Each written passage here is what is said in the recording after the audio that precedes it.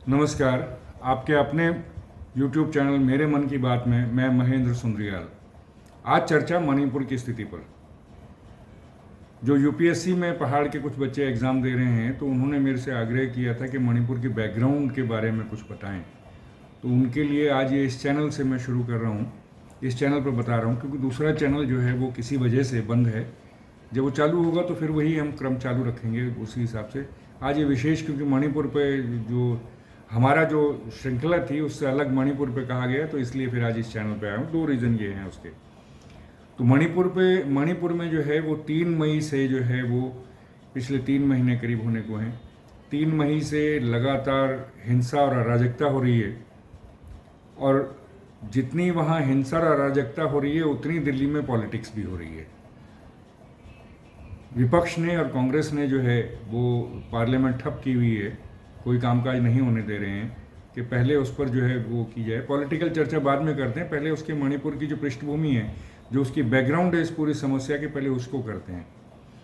मणिपुर में 3 जनजातियां जो मुख्यतः हैं, मितेई हैं, नगा हैं, नागा और कुकी। मितेई और नागा जो है वो वहाँ की मूल जनजातियां हैं मणिपुर की, और कुकी जो है वो बर्मा के चिन क्षेत्र से यहाँ आई हैं। और बर्मा के चिन में भी 500 साल पहले ही वो आए हैं। वो युआन जो प्रांत है इसका चीन का, वहाँ से आए हैं। वहाँ से वो पहले चिन पर उसमें आए, बर्मा में, म्यांमार में, और फिर वहाँ से मणिपुर में। मणिपुर से बहुत हमारी जो है वो बॉर्डर जो है काफ़ी लंबा चौड़ा है, तो वहाँ से उनकी एंट्री इधर हुई है। मितेई मूलतः जो है सबसे बड़ी जनजाति वहाँ मणिपुर में है। मितेई का जो है जो इतिहास है वो 2000 साल से ज़्यादा पुराना है।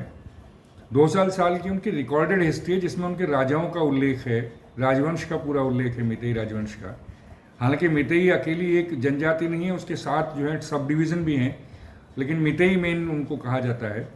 कुकी भी यहीं की हैं, जो कुकी जनजाति है वो भी यहीं की हैं। अगर हम जनसंख्या की बात करें तो 2011 के सेंसस के मुताबिक मणिपुर की टोटल जनसंख्या करीब 29 लाख बैठती है, जिसमें हिंदू करीब 12 लाख हैं, क्रिश्चियन भी इतने ही हैं, 3 लाख करीब मुस्लिम हैं, और बाकी जो हैं अलग और दूसरी जनजातियां हैं, छोटे मोटे ग्रुप जो हैं वो हैं, लेकिन बेसिकली यही 3 हैं। अब उसी सेंसस के 2011 के सेंसस के मुताबिक ही जो 9 जिले हैं मणिपुर के, उनमें से 5 जिलों में जो है वो कुकी और नगा का वर्चस्व है। चंदेल, तमेंगलोंग, उखरुल, चुराचांदपुर, सेनापति, ये 5 जिले हैं जिनमें 90% से ऊपर जो हैं कुकी और नगा हैं। और फिर थौबल, बिष्णुपुर, इम्फाल वेस्ट और इम्फाल ईस्ट, ये 4 जिले हैं जिनमें मितेई की जो है वो 70% या 60% की, 60 और 70% के बीच में उनकी जनसंख्या है। तो ये आपने अगर ध्यान दिया हो, इम्फाल वेस्ट, इम्फाल ईस्ट, बिष्णुपुर और तौबल, ये चारों ज़िले जो हैं वो इम्फाल वैली में हैं। और उसके बिल्कुल कोने पर ही चूड़ाचांदपुर है, जहाँ जो आजकल जो मुख्यतः है वहीं दंगे शुरू हुए।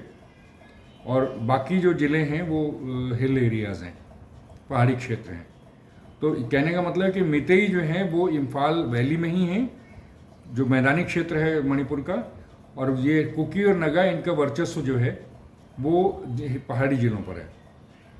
जो वैली है, इम्फाल वैली, वो पूरा टोटल एरिया पूरे मणिपुर का 10% भी नहीं है, 10% में बल्कि 6% ही है। अगर आप जो वो जो मेन लेक है उसको निकाल दें तो थल जो जल जमीन जो है वो सिर्फ 6% करीब बैठती है, जबकि बराबर बराबर की आबादी है करीब करीब। अभी 2021 की जनगणना के आंकड़े अभी नहीं आए हैं, लेकिन अनुमान ये किया जा रहा है कि वो शायद अब उनकी जनसंख्या जो है वो 30 से बढ़ के 34 या 35 लाख हो गई होगी, ये अनुमान लगाया जा रहा है। हालांकि उसके आंकड़े अभी आने बाकी हैं। अगर तीनों की बात करें, जनजातियों की बात करें, तो मितेई जनजाति, जैसे मैंने कहा 2000 साल पुराना उनका इतिहास है। मणिपुरी लैंग्वेज जो है वो भी मितेई की देन है। मणिपुरी क्लासिकल डांस जो बड़ा फेमस है वो भी उन्हीं की देन है। और जो मितेई हैं वो वैष्णव हैं। अभी कुछ उनमें से क्रिश्चियंस हो गए हैं, लेकिन ज़्यादातर जो है वैष्णव हैं। जबकि कुकी और नगा जो हैं ये दोनों के दोनों जो हैं, नागा जो हैं, ये दोनों जनजातियां जो हैं ये पूरी तरह क्रिश्चियन हो चुकी हैं। जब 1850 के बाद 1850 और 1900 के बीच में कलकत्ता में जो अंग्रेज़ थे उनको हस्तक्षेप करने का मौका मिला जब मणिपुर में, तो उन्होंने जो है वो अपना पॉलिटिकल एजेंट, क्योंकि बर्मा से इनकी लड़ाई जिसमें वो हार रहे थे, 7 साल बर्मा के वालों ने कब्जा किया हुआ था मणिपुर पे, उनको हटाने के लिए इनके राजवंश ने ईस्ट इंडिया कंपनी से संपर्क साधा, जो तब तक ब्रिटिश उसमें 1857 के बाद ब्रिटिश गवर्नमेंट के अंडर आ गई थी। फिर उन्होंने अपना पॉलिटिकल एजेंट वहाँ डाला और उसी के फिर वो जो है बर्मा से वो लड़ाई करके उन्होंने बाहर उनको निकाला, तब से उनका राज्य शुरू हो गया। बेसिकली 1891 तक ये संघर्ष जो मितेई और अंग्रेज़ों का संघर्ष बड़ा खूंखार रहा, और फिर 1891 में उन्होंने जो है वो राजवंश पूरी तरह समाप्त कर दिया। जो राजा था उसको मांडले जेल भेज दिया, वो अंडमान जेल भेज दिया, जहाँ से वहीं उनकी मृत्यु हुई, और जो उनके जो युवराज थे उनको इम्फाल में ही जो है वो सज़ा दी गई, उनको मृत्यु दंड दिया गया। तो उसके बाद ये रहा, लेकिन इनका संघर्ष जारी रहा, मितेई का संघर्ष अंग्रेज़ों के प्रति जारी रहा।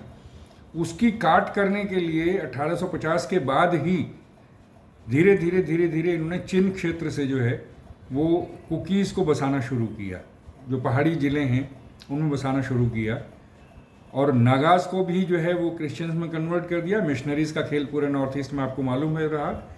तो ये सारे के सारे जो हैं ये क्रिश्चियंस हो गए। तो आज की डेट में नगा और जो कुकीज़ हैं, चिन कुकीज़ जो हैं, उनमें सिर्फ क्रिश्चियंस ही हैं, बाकी और बहुत कम अगर हैं तो, और मितेई जो हैं वो हिंदू हैं। तो एक तो ये उसकी पृष्ठभूमि होगी।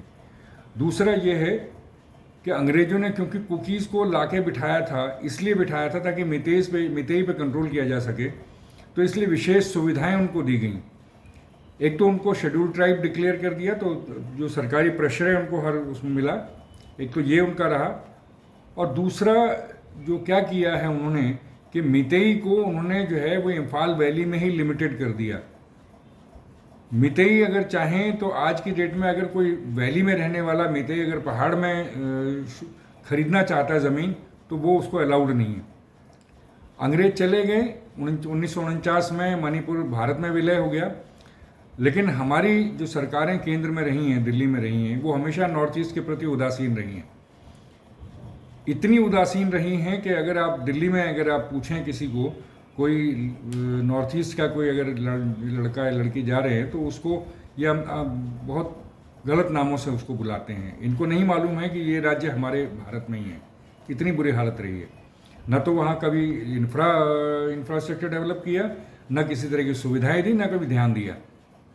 बल्कि हमारे तो एक वो डिफेंस के जो मिनिस्टर थे सेंटर में, उन्होंने पार्लियामेंट में कहा था कि हम जो इंफ्रास्ट्रक्चर इसलिए नहीं बना रहे क्योंकि अदरवाइज़ फिर चीन को यहाँ कब्जा करने का मौका मिल जाएगा। ऐसी नेगेटिव थिंकिंग यहाँ रही।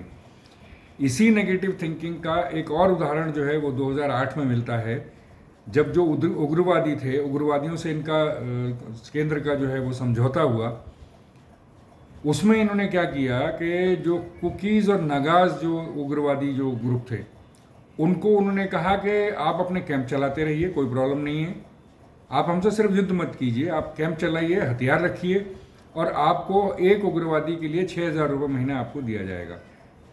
लेकिन जो मितेई जो उग्रवादी थे वो उनको उनके हथियार ले लिए, उनसे हथियार ले लिए, और उनको इस तरह का कोई वो नहीं दिया। और जो खरीद नहीं सकते थे, ज़मीन जो नहीं खरीद सकते थे, उस पर भी कुछ नहीं किया, ना उनको एसटी का कोई डिक्लेयर किया।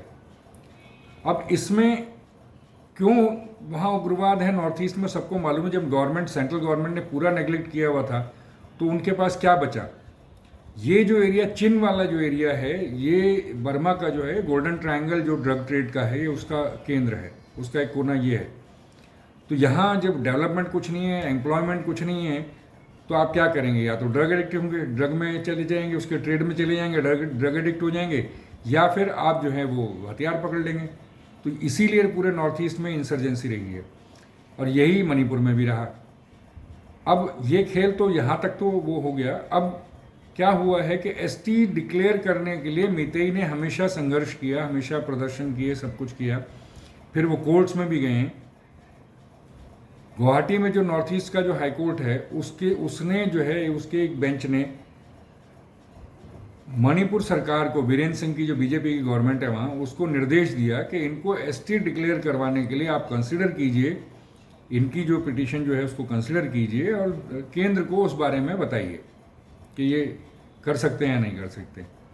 इसके विरोध में दोनों तरफ से प्रदर्शन हुए, कुकीज़ ने भी किया और मीतेई ने भी किया। यही बाद में जो है, क्योंकि उनके पास हथियार है कुकीज़ के पास, तो वो उनका जो है वो युद्ध सा शुरू हो गया और अराजकता शुरू हो गई। तो ये मणिपुर की जो ताज़ा घटनाक्रम है उसकी पृष्ठभूमि है। अब आते हैं पॉलिटिकल उस पर। दिल्ली में जो है कांग्रेस की जो लगातार सरकारें रही हैं उसका मैंने बताया कि उन्होंने नेग्लेक्ट किया पूरी तरह से, नॉर्थ ईस्ट को पूरी तरह उसके प्रति उदासीन रहे, ना कभी विकास का कोई काम वहाँ किया है और ना कभी उनकी सुध ली है। 2014 के बाद जो है जो लुकिंग ईस्ट वाली पॉलिसी जो मोदी जी ने चलाई है, प्रधानमंत्री ने, उसके अंडर जो है विकास कार्य शुरू हुए हैं। तो सब में अब आशा जगी है नॉर्थ ईस्ट में कि शायद अब कुछ होगा, और काफ़ी कुछ इंफ्रा डेवलप भी हुआ है, काफ़ी कुछ आप पढ़ते होंगे अखबारों में, मीडिया में आता रहता है कि वहाँ के जो है वो डेवलप हुए हैं। तो ये कांग्रेस का रहा है, लेकिन क्योंकि 2024 के इलेक्शन नज़दीक हैं तो इसलिए इसको भुनाना है। मोदी का आभा मंडल तोड़ने के लिए जो एक राज्य की जो घटना है उसके लिए मोदी को जिम्मेदार ठहराना है। जब उसमें संसद में बहस की, उन्होंने चर्चा की, जो मांग की है, तो सरकार ने कहा आइए बहस करते हैं। लेकिन अगर वो बहस होगी तो ये प्रॉब्लम आएगी मिनिस्ट्री ऑफ होम अफेयर्स के, गृह मंत्रालय के अंडर आएगी। गृह मंत्री हैं अमित शाह, तो अमित शाह ने जवाब देना है। ये बोले नहीं, हमें तो प्रधानमंत्री का सुनना है, क्योंकि आभा मंडल प्रधानमंत्री का तोड़ना है ना, प्रधानमंत्री को पार्लियामेंट के थ्रू जो है उनके विरुद्ध कहना है। तो इसलिए ये वो चलता रहा। सिर्फ ये बहाना है और कुछ नहीं है, इसमें कुछ नहीं होना।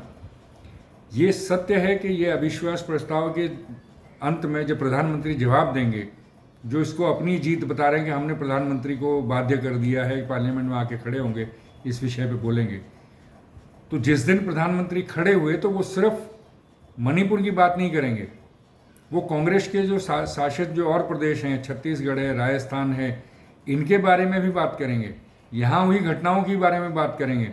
और क्योंकि वो आखिरी भाषण होगा अविश्वास प्रस्ताव का, वो तो गिरना है, 303 है उनकी मेजोरिटी है कांग्रेस बीजेपी की, तो कांग्रेस का कोई चांस नहीं है जीतने का, विपक्ष का कोई चांस नहीं है। लेकिन जो आखिरी जो भाषण होगा उसमें वो देंगे प्रधानमंत्री। उसके बाद वही भाषण लोगों के दिमागों में रहता है, जो आखिरी भाषण होता है, उसके टुकड़े वो मीडिया पे अपने चलाते रहेंगे, कांग्रेस के जो उनके अपने हैंडल्स हैं, लेकिन चलेगा, लोगों के दिमागों में रहेगा वो जो लाइव जो ब्रॉडकास्ट होगा उसका।